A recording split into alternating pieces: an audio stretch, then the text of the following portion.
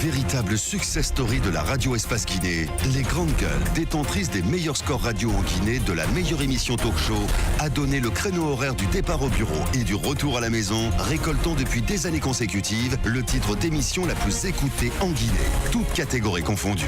Un grand total de plus de 5 millions d'auditeurs ont été fidèles au talk show Les GG, diffusé jour après jour sur toutes les stations du réseau Adafo Média de 9h à 10h30, un exploit qui restera longtemps dans les annales de la bande FM en Guinée. Continuez à réagir, le numéro de téléphone s'affiche juste en bas de l'écran si c'est maintenant que vous nous rejoignez.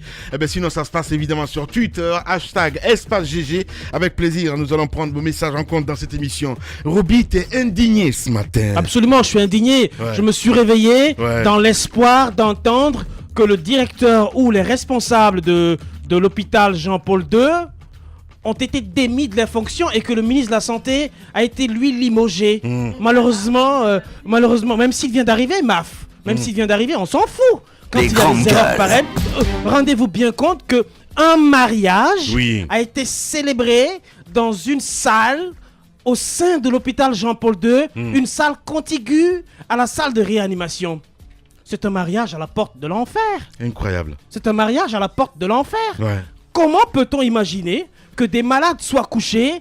Mais qui sont les responsables de cet hôpital Jean-Paul II qui ont quand même autorisé l'organisation d'un mariage qui a duré de 14h à 18h? C'est viral sur les réseaux sociaux. Ouais. Les vidéos existent. Une télévision de la place a fait un reportage là-dessus. C'est concret, c'est vrai. Ce n'est pas du montage, c'est de la réalité. Beaucoup de personnes l'ont témoigné. Je ne peux pas comprendre que dans un pays comme le nôtre, qu'il y ait un événement festif qui soit organisé dans un hôpital qui plus est contigu à la salle de réanimation où vous avez des malades qui luttent entre la vie et la mort. Des malades qui sont à l'article de la mort, qui sont là pendant que d'autres sont dans l'autre salle à côté. Ça déhanche, ça danse, on écoute, je sais pas, Matouré ou quoi. Il y a des orchestres, on mange alors que... Oui, mais c'est vrai, ça vous fait rigoler. Mais non, pas du tout. Ça fait pas du tout. Je trouve que c'est pathétique, c'est indigne pour notre pays. Et pour moi, à la limite, le couple qui allait célébrer le mariage à la porte de l'enfer, j'aimerais bien leur dire que prochainement, ils peuvent organiser leur voyage de noces à la sûreté.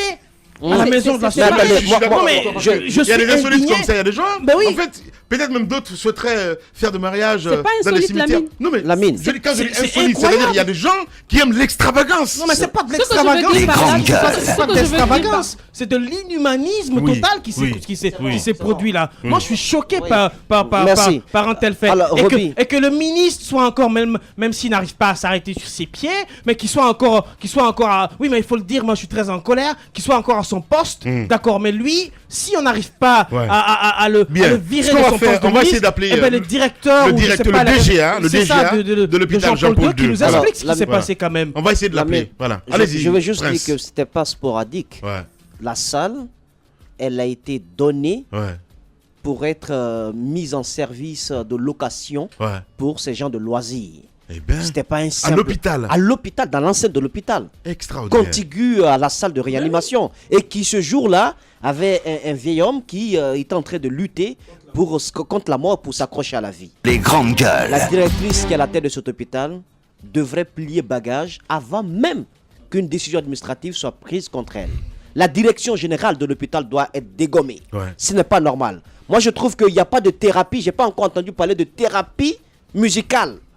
Vous ne pouvez pas être dans un hôpital où des gens viennent parce qu'ils ont envie de recouvrer la santé. Et puis vous, à côté, vous faites un mariage, vous tapez, vous faites du tapage. Mais c'est extraordinaire. Je ne sais pas par quels moyens ils vont pouvoir nous expliquer tout cela. Parce que les faits sont têtus. Il y a bel et bien eu mariage et c'était dans l'enceinte de l'hôpital. Voilà, nous avons en direct chez les GG Monsieur Soriba Souma. Il est le DGA de l'hôpital Jean-Paul II Mafoudia. Les Grandes Gueules. Monsieur Souma, bonjour. Bonjour. Alors, on a vu ces images avec nos confrères de Gangan TV. On a vu ces images. Un mariage dans l'enceinte même de l'hôpital. Comment est-ce que vous l'expliquez? Bon, excusez-moi, je vous remercie de m'avoir donné la parole ce matin.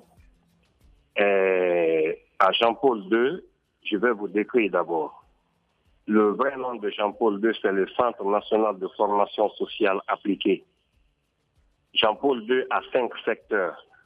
On a secteur l'école maternelle, il y a le secteur médical qui est l'hôpital, il y a le centre des assistants sociaux, le centre de réhabilitation des enfants handicapés physiques et à la gérontogériatrie. Et en ce qui concerne pour ce mariage, moi j'étais à Fria il y a 2 mois et il y a un monsieur qui m'appelle qui veut célébrer, qu'ils ont l'habitude de célébrer leur mariage dans le réfectoire de l'école maternelle, pas à l'hôpital, mais dans le réfectoire de l'école maternelle. Il y a une grande salle qui appartient aux enfants. C'est là-bas on célèbre leur kermesse, leur cérémonie de fin d'année, tout. Donc le monsieur m'a appelé. J'ai dit, bon, je suis à Jean-Paul II il y a 4 ans, je ne sais pas ce qui... Je n'ai jamais assisté à un mariage. Mais allez-y, vous allez rencontrer l'agent comptable. Peut-être lui, il saura vous dire que je sais pas s'il est là-bas depuis 2008. Il a rencontré l'agent comptable. Et je ne sais pas si l'agent comptable a remonté l'information auprès de la directrice. Après, depuis ça, on ne s'est jamais parlé. Il y a 4 jours, le monsieur m'a appelé qu'il était là-bas. Il a déjà payé l'argent, il faut faire la quittance, tout. Bon, pour moi, je dis, il n'y a aucun problème. Et en plus, le samedi, il y a eu mariage dans la grande salle, le réfectoire des enfants au niveau de l'école maternelle. Parce que les gens confondent Jean-Paul II, pensant que Jean-Paul II est un hôpital. Il y a l'hôpital au sein de Jean-Paul II, mais il y a l'école maternelle aussi, et il y a les 3 autres secteurs au sein de 5 complexes. Monsieur Souma, c'est très facile la description que vous nous faites, l'école maternelle, etc. On a bien vu sur la vidéo qu'il y avait des parents des malades qui se plaignaient et qui clairement ont dit que le mariage se déroulait dans une salle qui était contiguë à la salle de réanimation. Alors vous savez très bien comment ça se passe. Ici, dans ce pays, certes, les règles ne sont pas respectées, mais il est bien dit... Écoutez-moi un peu. Allô? Vous nous écoutez? Il est bien dit que à quelques mètres d'un hôpital, même les klaxons des véhicules sont interdits. Et vous nous parlez de réfectoire, de je ne sais quelle salle. Est-ce que pour vous, que ce soit à 100 mètres, 10 mètres ou je ne sais pas, 10 kilomètres, est-ce que dans les images qu'on a vues, vous ne nous confirmez pas qu'il y avait des parents de malades qui étaient fâchés parce que le malade se déroulait à côté des gens qui luttaient contre la mort? Bon, excusez-moi, là où il y a eu mariage, est un peu éloigné de l'hôpital. Vous pouvez même venir sur le terrain visiter. C'est éloigné de l'hôpital. Mais, je ne sais pas, c'est un visiteur qui est venu. Il est venu pour visiter un malade. Il vient au niveau là où on célèbre la cérémonie de l'autre côté et dit qu'il y a bruit. Donc, je ne sais pas ce qui s'est passé. Bien. Après, le problème, monsieur Souma, le problème, monsieur Souma, vous-même, vous dites réfectoire pour, je crois, le centre maternel ou l'école maternelle à l'enceinte de l'hôpital Jean-Paul II, parce que vous avez dit qu'il y a 5 composantes. La maternelle, donc, c'est une des composantes, donc il y a 7 salles, ce réfectoire. Pourquoi vous acceptez de recevoir un mariage dans une salle comme ça qui est destinée aux tout petits? Est-ce que cela est sain? Excusez, c'est pas parce qu'on a accepté un mariage. Je vous parle des statuts de Jean-Paul II. Nous, chez nous, la grande salle, qui peut prendre plus de peut-être 1000 personnes, c'est une grande salle. Donc, c'est une salle qui appartient à l'école maternelle, pas à l'hôpital. Entre la salle là et l'hôpital, il y a plus de 4 grandes salles. Donc, c'est différent. Et puis, c'est les vis sont plombées. On ne peut pas mettre un bruit là-bas parce que ça a été construit par les Italiens. On ne peut pas mettre un bruit là-bas qui peut empêcher les autres. Mais, puisque nous sommes en Guinée, les gens veulent toujours envenimer les problèmes. Je ne sais pas comment ça fait, mais je vous demande si vous-même pouvez venir à Jean-Paul II, visiter ces salles-là, vous allez voir la véracité. Vous-même, vous allez commenter pour dire que vraiment ce qu'ils ont dit, c'est pas vrai. Bien. Les gens il faut le rappeler. Ils sont partis filmer les malades de l'autre côté à l'hôpital. Bien. Et venir filmer la salle. Bien. Je ne sais pas. Bien. Monsieur Soriba Souma, il faut le rappeler, un DGA de l'hôpital Jean-Paul II. Allez-y. Monsieur Souma, vous ne pouvez pas monnayer la vie des gens. Dire qu'il y a une salle pour les tout petits et que cette salle soit exclusivement ou destinée à organiser des mariages, ce sont 2 choses différentes. Des tout petits qu'on enseigne et des gens qui viennent faire du tapage, je pense que ce sont 2 choses différentes. Vous ne pouvez pas encore nous dire ou nous expliquer comment est-ce que votre agent comptable a bien pu, parce que selon vos explications, le monsieur qui a célébré son mariage est bien parti payer de l'argent. Vous ne pouvez pas dire que votre agent comptable n'a pas reçu cet argent. C'est lui donc qui a donné l'autorisation au nom de la direction pour que ce mariage puisse se tenir là. Ce n'est pas normal. À l'heure où on parle en Guinée de manque de place pour accueillir des malades, à l'heure où il y a des malades qui n'ont même pas la possibilité d'être évacués dans les hôpitaux, vous avez le temps dans l'hôpital Jean-Paul II de donner une salle pour qu'il y ait des festivités de la sorte. Je pense que c'est de l'irresponsabilité. Vous ne devriez même pas ce matin donner un quelconque argument, parce que moi je connais bien Jean-Paul II et tout ce que vous dites, il n'y a pas énormément de mètres entre les bâtiments, parce que ceux qui sont couchés dans la salle de réanimation peuvent bien entendre tout le fond sonore de l'autre côté. C'est de l'irresponsabilité, ce n'est pas normal, vous avez failli à votre serment. Monsieur Moussa, s'il vous plaît, Jean-Paul II, je vous dis que je n'étais pas là au moment où le monsieur était venu. Moi j'étais à Fria, j'ai passé un mois, il m'a appelé. Je lui ai dit de partir voir. Bon, il est venu voir le monsieur. Le monsieur n'a pas informé notre directrice. Parce qu'il faut être clair, hein. Il n'a pas informé. Moi-même, je n'étais plus au courant. Il y a 4 jours, le monsieur m'appelle. Je venais de Fria encore. Il m'a informé que lui, il a payé l'argent. Ah, j'ai dit, ah bon, tu as payé? Bon, je ne sais pas comment ça s'est passé. Ah, mais, bon. Honnêtement, ouais. Ce qui s'est passé, il faut le reconnaître, puisque les gardes malades se sont plaints ou quoi. Un bon musulman, si ça se passe comme ça, il faut... Bon, on est responsable, moi j'assume, parce que tout ce que vous allez dire, je vais assumer, nous sommes responsables, mais vraiment, je n'ai pas pensé comme ça, si c'est comme ça, ça allait se passer. Bien. Je ne savais pas. Voilà. Si c'est comme ça, parce que je n'ai jamais assisté à un mariage à Jean-Paul II. Bien. Raison pour laquelle, puisque je ne connais pas la chose, je dis allez-y rencontrer le monsieur qui est là-bas depuis 2008. Bien. Et puis faire un agent comptable pour que vous discutez. Bien. Si ça peut célébrer votre mariage, il n'y a pas de souci, vous ne pouvez pas, il va vous dire. Bien.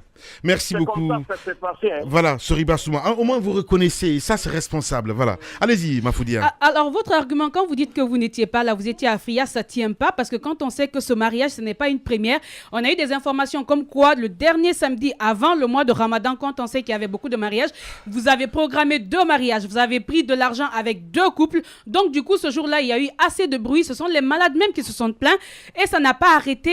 Ça s'est poursuivi. Comme on pouvait dire que vous n'étiez pas au courant, c'est pour vous dire qu'effectivement, ça perdure et ça fait plusieurs mois que vous recevez de l'argent. D'ailleurs, combien vous recevez?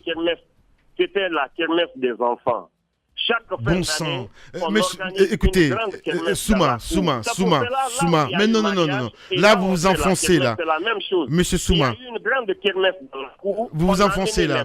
Chaque année. C'est différent de l'hôpital. Mais les gens veulent envenimer le problème pour dire que non, à Jean-Paul II, c'est ceci, c'est cela. Venez au niveau de Jean-Paul II, vous allez vérifier. Là où on organise et l'hôpital, vous ne pouvez même pas entendre des bruits. Chaque fin d'année, on organise la kermesse des enfants. Ah, dites-nous, c'est vrai, mais c'est normalement la salle. Normalement, c'est à cela que la salle est destinée. Voilà, les petites festivités pour les tout petits qui sont dans cette école maternelle. Mais dites-nous au moins où vont les recettes de ces prestations, de ces activités connexes. Bon. Jean-Paul II, il y a une direction générale, il y a encore une poule financière, comment on appelle, un service financier. Ce service financier, il y a le staff, il y a l'agent comptable. Ce sont eux, nous, au niveau de la direction générale, on ne touche pas à l'argent, c'est au niveau de l'agent comptable et du staff où on manipule l'argent.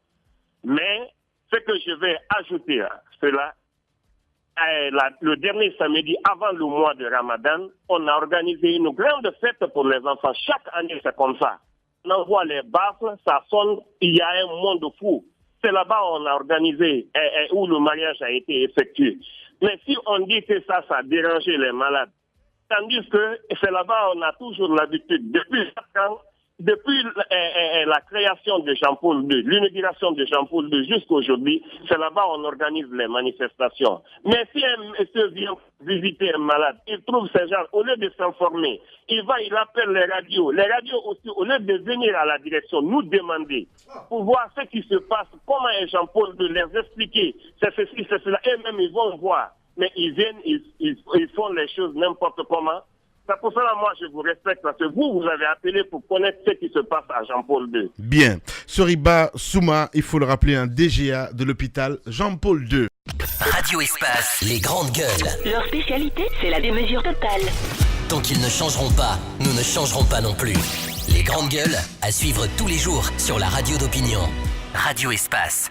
Merci à vous tous ceux qui nous rejoignez maintenant sur Radio Espace. C'est compliqué ce matin. Merci à tous ces auditeurs. Beaucoup de réactions. On va faire lecture de quelques messages un peu plus tard. Et ça le démange, mon cher. Ouais, mais absolument, monsieur Souma qui essaie de sortir de la boue dans laquelle ils se sont eux-mêmes empêtrés. Moi, je peux pas comprendre. Vous savez, le Jean-Paul II, ça relève du ministère de l'Action sociale. Au-delà du fait qu'il y a des malades qui sont alités dans l'hôpital, il y a un centre pour déshérités, pour des gens qui n'ont pas à manger à côté. Donc c'est vraiment une zone où une action festive n'est pas possible. Moi je ne comprends pas monsieur Souma qui à un moment donné nous dit ouais nous sommes des croyants, je savais pas que ça se passe comme ça, etc. Je ne manipule pas l'argent, mais pourtant celui même qui a été contacté, combien a été payé, il n'arrive pas à répondre, il refuse. Est-ce que les malades vont se plaindre d'un fait qui n'est pas avéré? Moi je veux dire qu'à un moment donné il faut que le ministère de l'Action sociale, puisque ça ne relève pas du ministère de la Santé, mais il faut que le ministère de l'Action sociale prenne ses responsabilités.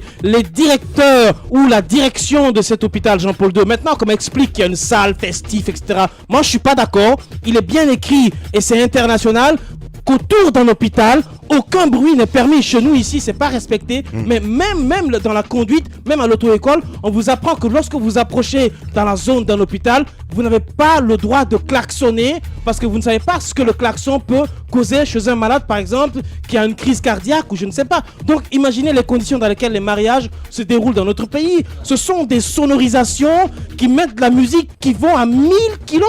Oui. Si je n'exagère pas. Oui, mais attendez, permettez-moi d'extrapoler. Oui. Permettez-moi d'extrapoler. Et vous savez très bien combien de fois entre la musique et le DJ qui fait les éloges du mariage, etc. Combien de fois le bruit est tympanisant et assourdissant. Donc je me dis, à un moment donné, il faut que monsieur Souma, faut qu'il arrête de donner des explications à ceux qu'on ne peut pas expliquer. Ce n'est pas normal que ce soit une salle pour les enfants ou dédiée je ne sais à quoi. Il y a des mariages qui se déroulent dans l'enceinte de l'hôpital Jean-Paul II. Ce n'est pas normal. Ce n'est pas normal. Allez-y, ma fille. Voilà. Et surtout, il ne faut pas qu'il tombe sur le reporter du côté de Gangan parce qu'effectivement, il a essayé d'avoir la direction. Mais il est resté en début d'après-midi jusqu'à 19h.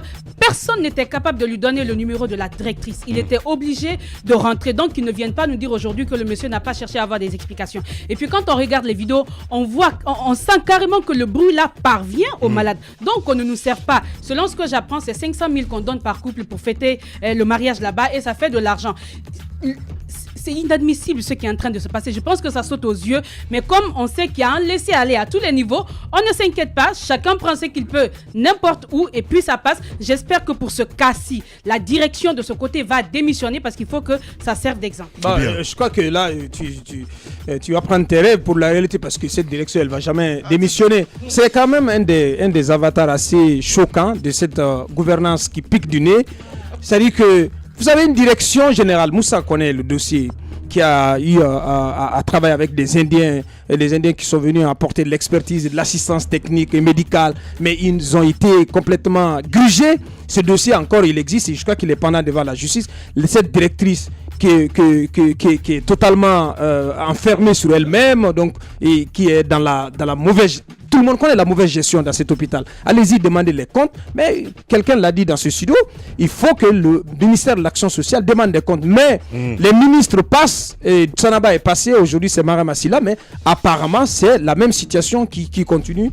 C'est dommage. Ce qu'on peut attendre, c'est qu'on peut espérer que la sanction viendra de là-haut, donc de la primature ou de la présidence de la République, mais il faut qu'il y ait des sanctions à la suite de ce qui s'est passé dans cet hôpital. À suivre, on va parler, mesdames et messieurs, de cette hausse vers une hausse de prix des produits pétroliers en Guinée. On essaie de comprendre avec la société civile, avec les syndicalistes. Véritable success story de la radio Espace Guinée, les grandes gueules, détentrices des meilleurs scores radio en Guinée, de la meilleure émission talk show, a donné le créneau horaire du départ au bureau et du retour à la maison, récoltant depuis des années consécutives le titre d'émission la plus écoutée en Guinée, toutes catégories confondues. Un grand total de plus de 5 millions d'auditeurs ont été fidèles au talk show Les GG, diffusé jour après jour sur toutes les stations du réseau Adafo Média de 9h à 10h30. Un exploit qui restera longtemps dans les annales de la bande FM en Guinée.